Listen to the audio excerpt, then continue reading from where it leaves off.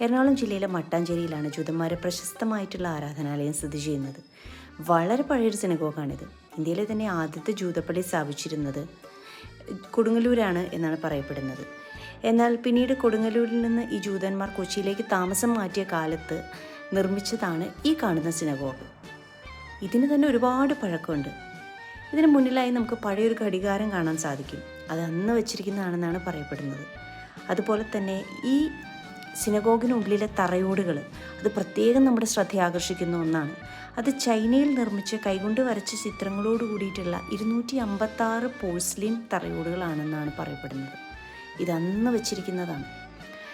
ശരിക്കും പറഞ്ഞു കഴിഞ്ഞാൽ മട്ടാഞ്ചേരിയിൽ എത്തുമ്പോൾ തന്നെ ടൗണിനുള്ളിലേക്ക് കടക്കുമ്പോൾ തന്നെ നമുക്ക് തോന്നും ഇത് വേറെ ഏതോ ഒരു സ്ഥലമാണോ നമ്മൾ നിൽക്കുന്നതെന്ന്.